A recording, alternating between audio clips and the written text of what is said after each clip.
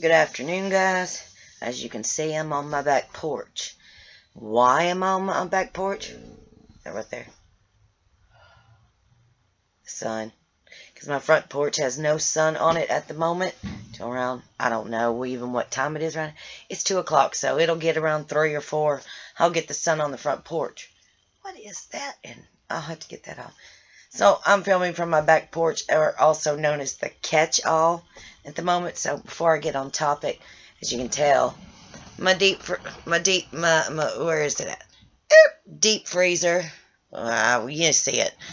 My washer, that's nothing's wrong with it, but it's sitting here. I need to bring my dryer and sit it out here because it's sitting right inside the door. Remember, my husband bought me a washer and dryer. My bread box, the mini fridge. It goes it's a catch-all right now in here, but there's sunshine before it goes to the front. So, and it's warm because, unfortunately, wintertime I put plastic up through here. It's cold outside right now. I mean, cold. So, I put plastic up here when we first moved in on the back porch until it gets, because I'm off topic and I'm not really getting there yet. So, just bear with me, people. A plastic ticket and plastic.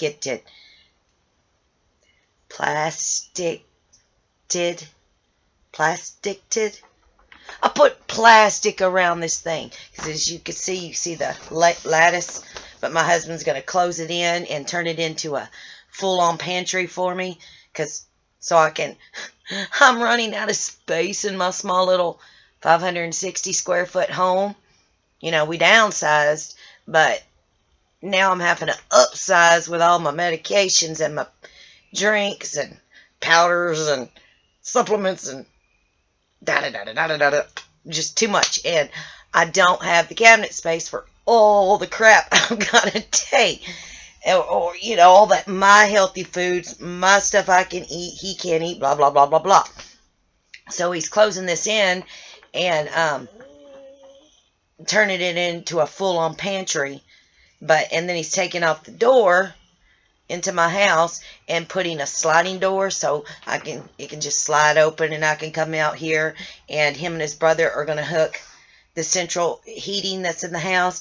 They've got it sitting under the house ready to connect to the flooring, which we've already got the flooring. We just haven't put it down yet, but they've got to connect it and get it in set straight, and then, you know, we've got to close this in and insulate it and all that good stuff. So I'm sitting in my soon-to-be walk-in pantry, which I so need once all this rest of this crap gets out. So, because a lot of this, my old washer and dryer is still good, but it's going for sale, and my deep freezer will stay here, and that's going out in the storage shed, because the storage shed is my husband's. Well, half isn't. Half is mine and half is his, so that'll go on his side. But, because that's what we first had when we moved in, was a small ice box until we got the big one. But, it's just a catch-all. Okay, now get on topic. As you can tell, I'm feeling a little okay because I followed Doctor's direction. Followed Dr. Erger, Sarah. I laugh every time I say her real last name, so she's sweet as ever. I love this woman. I love this woman. It's like, why can't normal doctors who say they know it exists, but they can't believe it, they can't say they could treat you because they'll lose their jobs, but a GI doctor can. This woman is doing diamonds. She originally had told me to, I had questioned too, and Jen, you had asked me too, about taking meclizine for the encephalitis and meningitis, the dizziness, vertigo, the loop-de-loops, all that good crap. Start taking it at night. Well, I didn't take it yesterday, and I took it last night. I took it about 30 minutes before I went to bed, and it has actually helped. I thank you for that. It is helping. It's not fully gone. I'm still got the loop-de-loops depending on what crap I do or what I look, or if I turn too fast, something like that. I still have it, but it's not right there, and I'm not so sleepy. So that's a plus. And I talked to Sarah about that, and she agreed to start taking it at night. So I am not sleeping all day through it, because it is a drowsy medicine. So I'm going to start taking that, like you said, Jen, and my doctor Sarah said to start taking it at night, since it's a 24-hour. I did get to see her today. I got home about 40 minutes ago. I did not get to do my Google Glob this morning, so this is my very first one. I had it prepped, minus all the frozen, my collards, my spinach, my mustards, my kale, oh my God, red cabbage and all that stuff in it. That stuff was still in the freezer, but I had everything that powder-wise, the equestrian in it and everything. I just didn't get to make it this morning, so I just made it about 30 minutes ago, stuck it in the freezer to get a little thickness. But so this is my first one, and I got 2 more in there. But I had talked to her about the meclizine, and like you said, Jen, start taking it at night, like I did last night, and it's doing a lot better taking it at night. I mean, I woke up this morning feeling, very dopey, because I had to wake my husband up. I wake up at 3:15. He leaves at 4:15. So, I woke up and I felt horrible. Thank God he didn't want breakfast. He made his own coffee. That was great. So, that was a good thing. But I did till around 7:30, 8 o'clock feel really, really, really nasty. And my husband called me right as I was going into the doctor's office checking on me. I'm like, listen, I can't do this getting up at 3 o'clock, making you breakfast and all this stuff. The medicine, whether I'm taking it in the morning or taking it at night, early in the morning, it's still making me feel very loop-de-loop. So he's like, well, that's cool. That's cool. What we'll do is we'll start prepping his breakfast at nighttime. So all he has to do is, stick it in the microwave, warm it up, be done. And I'm like, okay, that's cool. I mean, coffee's not a bad thing. It's already pre-prepped every night. Turn that baby on. It's good to go in 5 minutes.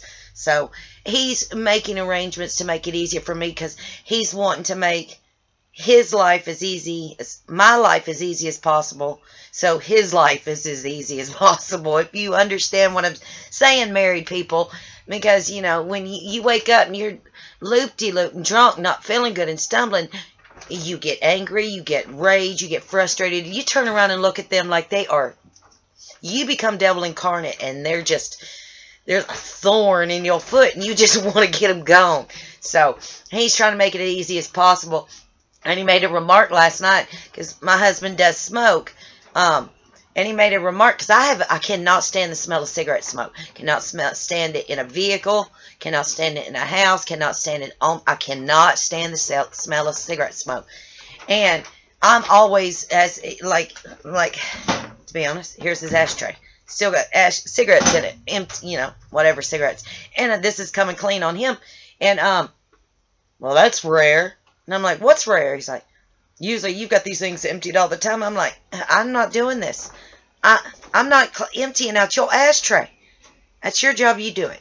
And he's like, well, I'm not used to you not doing it. I'm like, I'm going to stop doing a lot of things I shouldn't need to do that you can do on your, do yourself. And he looked at me like, but I'm spoiled, honey. And I'm like, I don't care, honey. Do it yourself. So, but it was a giggle. It was, one of those little shits and giggle kind of things. So, all right. So let's get back to my GI doctor, Dr. Sarah Erger. Sarah. She said to definitely take the meclizine at night.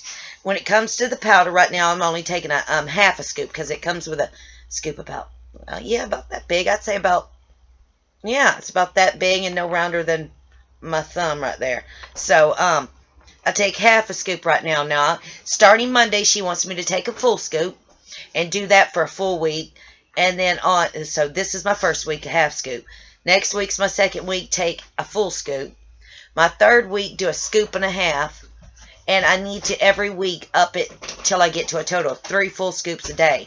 Now, she said if I take, let's say when I start 2 scoops on my third week, I think it's my third week. Yeah, my third week, take 2 scoops, and I start feeling really bad, really painful, sick and everything. She said immediately stop and go back to the previous, scoop and a half. She said, do not keep doing the 2 scoops if it's making you worse. So I need to find out where my boundary is so I'm not overloading myself. I'm flushing out the toxins and all the bad juju down in here and everywhere. And I got to build up to it. So if I start feeling like crap while I'm taking it, back off to the previous dosage I had that didn't bother me. So I am herxing or feeling like crap with this medicine, I will agree, but I do feel that my guts are slowly flushing out, which it's not flushing fully, because even she agreed today, even though it will get in my guts and it doesn't absorb, but it absorbs all the bile acids and the molds and the stuff that's coming out of your fat cells, which is toxins and everything. Once you empty your guts, the toxins goes, ooh, an empty spot, and fills it back up, and then you feel like crap again. So she told me it can take a while to really, it'll start working full effect once I get my balance of how high I can go. And I can never go over 3 scoops a day, but I'm going to work up to it and see how that works. I mean, I'm okay right now on a half scoop. I have tried a 1 scoop for 2 days, and I felt like crap. I really did. I did 2 scoops in 1 day, not really realizing it, and I felt horrible. So, this is how she's got me going. In the morning, I am to take my Zoloft, because she's got my whole record of my medicine, and with her going to help me treat my Lyme, but right now we're treating all the infection and the toxins and the mold and all the bacteria, the inflammation, everything going on up in here, including my liver and my pancreas. We're going to take care of that first. So this is how she put it. She said, take my Zoloft in the morning. She said, now, because I finally got immune to 2 Zoloft. So, and I take like one every 3 to 4 hours. I'm supposed to take 400 milligrams, but I don't. I really don't. I barely take 200 milligrams because it makes me feel her. So I'm not used to a Valium, a Zoloft, whatever that other depression medicine is. So she told me to take my Zoloft in the morning after I eat something small. My probiotic supplements, I'm supposed to do these, breakfast, lunch, and a snack. So I can put it in here, my powder, my Equestrian, I can put it in there. I can put all 3 scoops in it when I get to 3 scoops. I mean, that's breakfast, lunch, and a snack. Since I'm on I'm on a half scoop right now, I just put it in my juicer, and then I separate the juices, so one may have more than the other. That's fine. She did say that sometimes if it does cause me constipation, not take as directed the laxatives, overnight laxatives. If it says to take 2 to 3, take 1. So it doesn't cause up here to have issues, because this is becoming an issue now, badly. So Zoloft in the morning, supplements with either, because I don't eat, and she knows this. So I'm not always sleeping through the day. So take the Zoloft, my supplements, my normal medications I got to take. Take the Meclizine at bedtime. Now, I asked her, I said, what about my charcoal? She says, well, this is how she wants me to do it.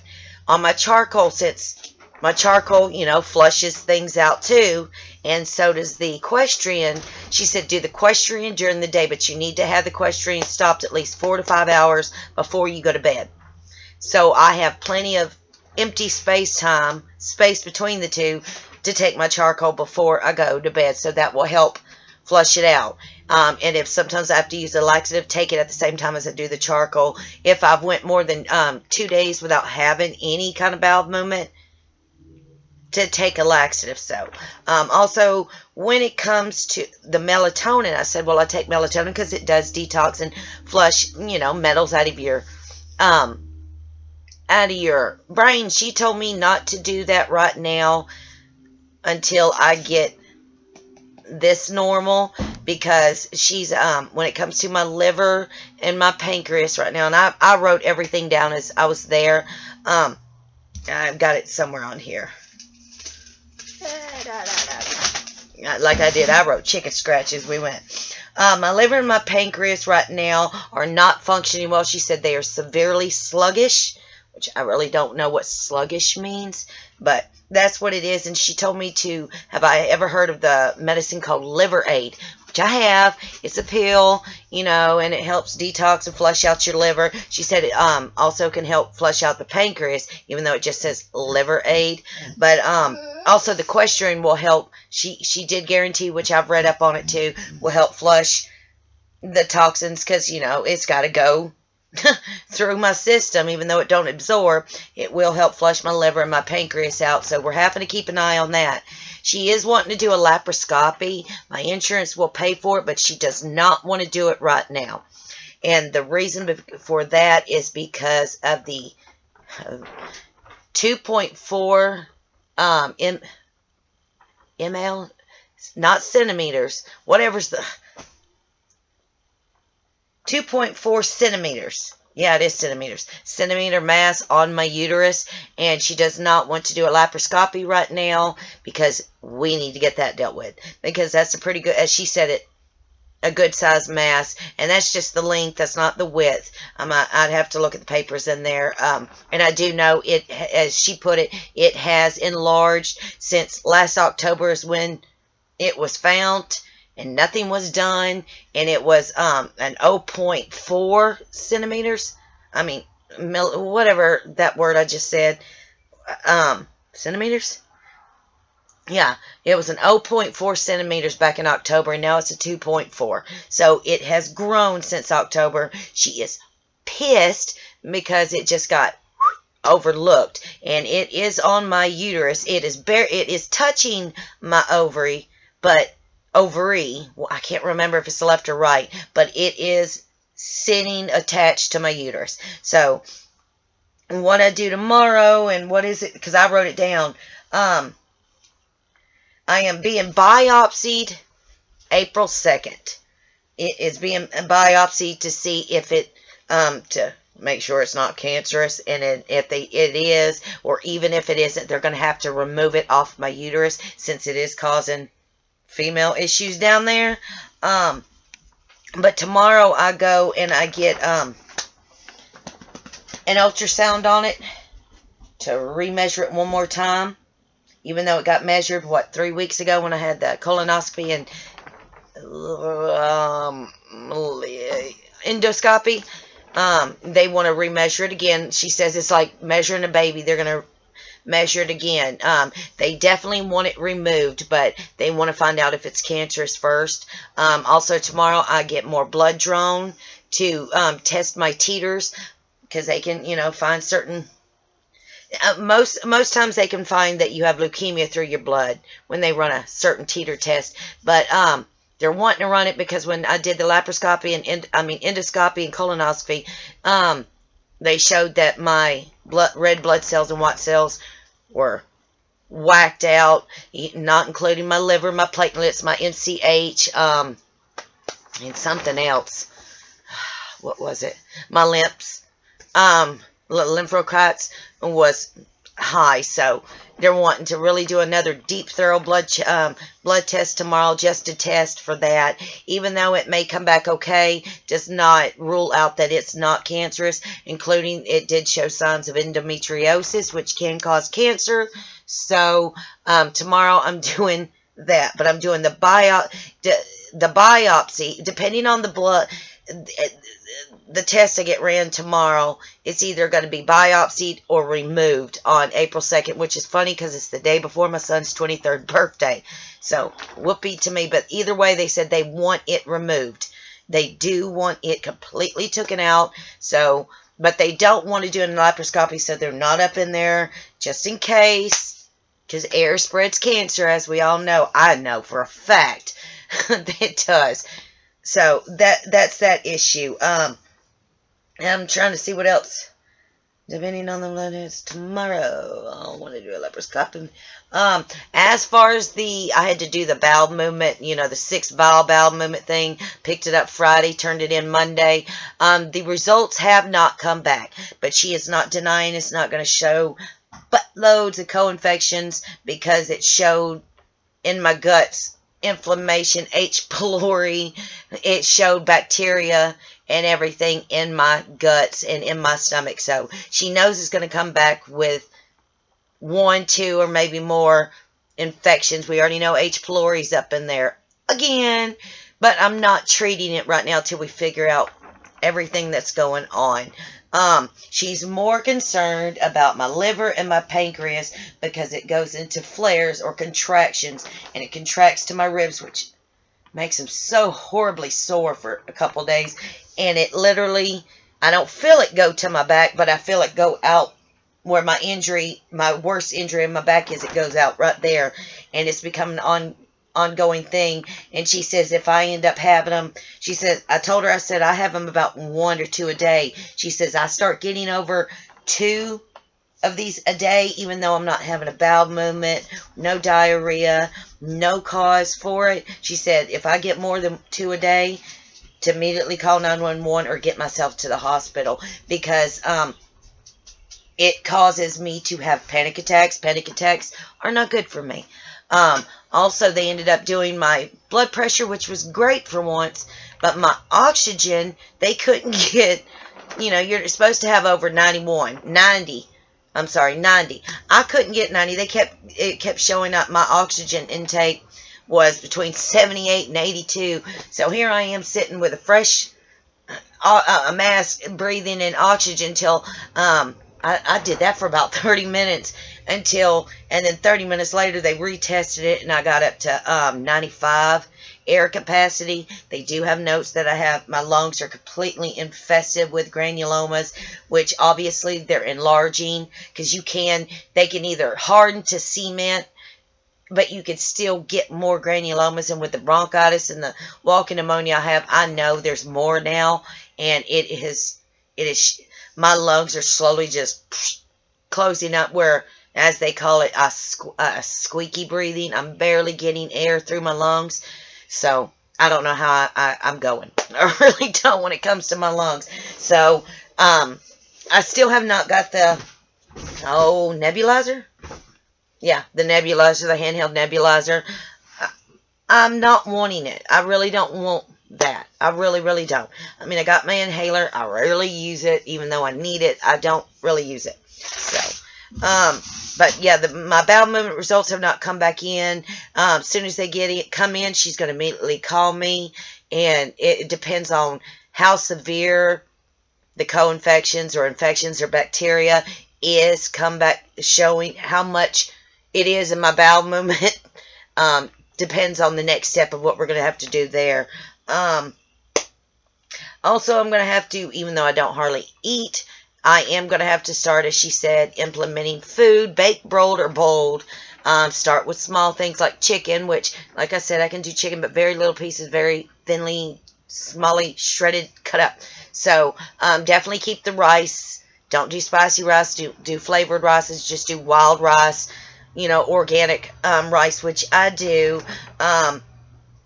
No breads, no heavy foods, no sugars. Stevia is okay. Do a lot of fresh fruits, a lot of fresh juices, which she knows I do, so we're good on that. She gave me a website I've got to go to and see all the different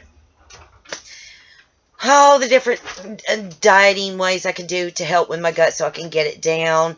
I'm trying to think of everything that went on. Right now, they are mostly concerned with my liver, my pancreas, and my 2.4 centimeters now, since it's grown mass. And they didn't even call it a cyst. They called it a mass.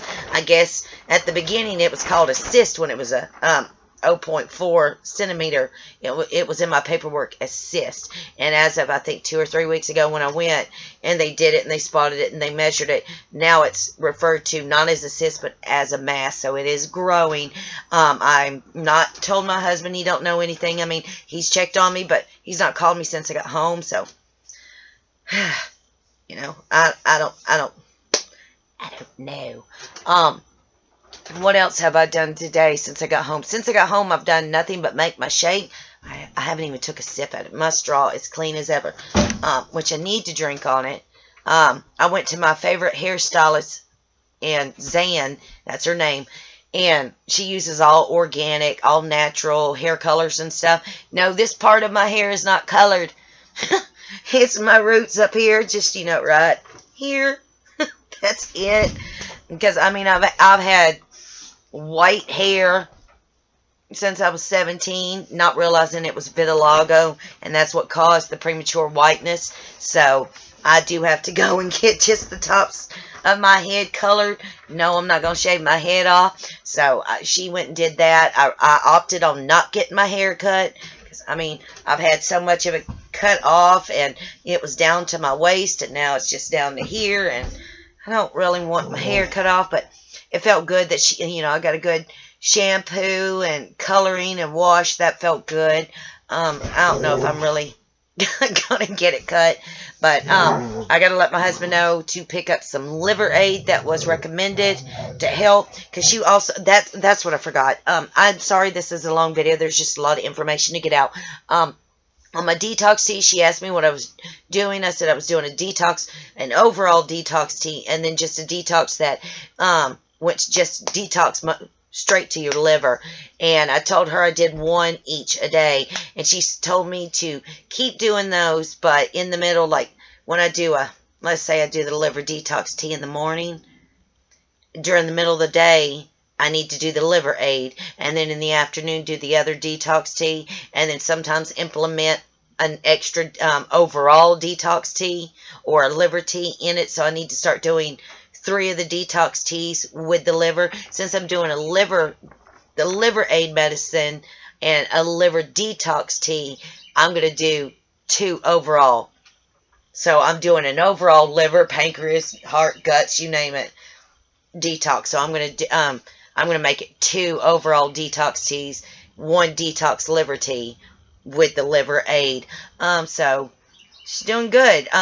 Also, she did tell the OBGYN that I do have Lyme disease. I do have active Rocky Mountain spotted fever, Bartonella encephalitis, meningitis, B. Croce, all my co-infections. She let them know that I have these and everything, so they know.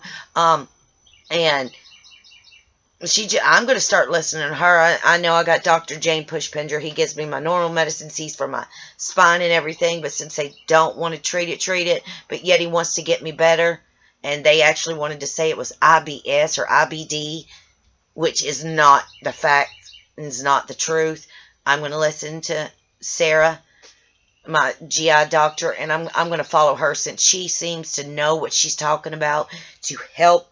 As she also said, it could take up to 2 months to be able to get all the bloating, the air, the weight from all the infection that's all up in my system and I do, I'm sorry, I worry about my weight. I used to be bulimic, so I worry about my weight. I hate it.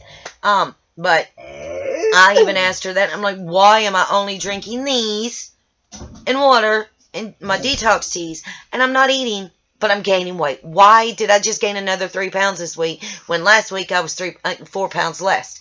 So, I mean, she's like, it's because of all the gut infections and the bacteria, and it's causing you to gain bacterial infection weight, not weight.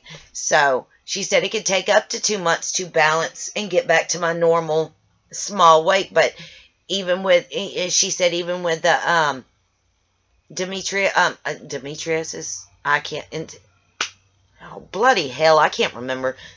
Endometriosis, she said it can cause where it's harder to lose weight. So yes, I'm going to have to start implementing walking or something. She also said that I can be holding everything I do eat in, since I'm not eating, can cause it to just turn to sugar. And so it'll take a couple months to get my body, as she said, especially my guts and all the infections, somewhat worked out, so it's not a constant empty dump.